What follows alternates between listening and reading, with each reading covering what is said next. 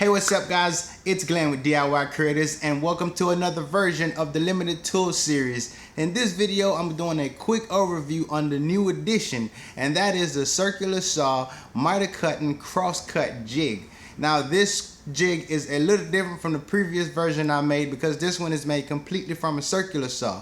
And the purpose of this video is to focus mainly on the way it works and how to use it. The build video should be up in a couple of days, and I still have to finish a video edit. So stay tuned and we can get right into the overview of this video and I'll show you guys how it works.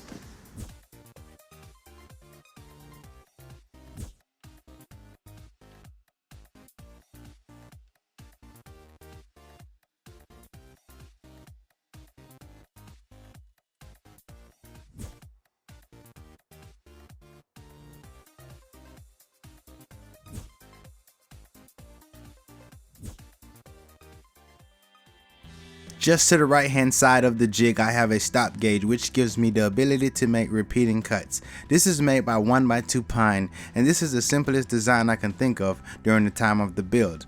The twist knob is just a bolt paired with a few T-nuts, which is what's being used to lock the gauge in place.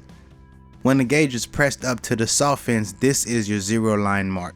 The way this was determined, during the build I made an overhang on the gauge, so when I pressed the gauge up to the fence I made a cut, and this was the zero line indicator. And when I need to make a cut, I measure from the outside of the fence to the inside of the gauge, and when the gauge moves, it moves the same distance from the saw blade.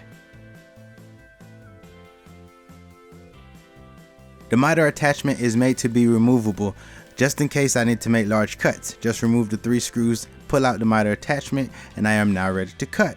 And with the attachment being out of the way, I can make cuts just shy of 22 inches. The saw should slide very easy on the track, even with one hand or one finger. And even though it wasn't my intention, I did paint it the inside of the fence, which made it tough to slide. Don't do that. So once the gauge is locked in place, you can see just how easy it is to make repeating cuts.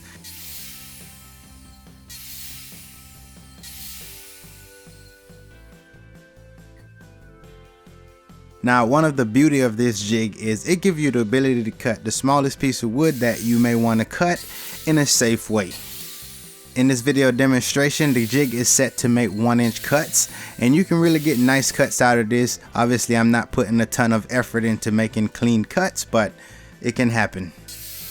So just to give you guys a few ideas of what you can do with this jig, you can make straight cuts, you can make miter cuts, you can lift the blade, and you can also make dado cuts, and you can also make rabbets. So I'm pretty sure there's many other things you can do with this jig, but let your imagination run wild, and hopefully you guys can find this jig useful. So just reinstall the fixed miter attachment and we can now make 45-degree cuts. Keep in mind you can make multiple attachments with different degree and angles, mark them, and use those as attachment as well.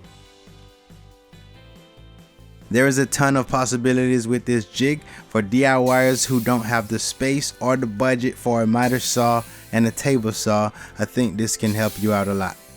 You can place your work on either side of the miter attachment. My recommendation would be to clamp that down before you make a cut. There's a possibility of it moving if you hold it by hand. So to test the accuracy of this jig, I'm going to make a quick frame with miter corners and we'll see how that comes out.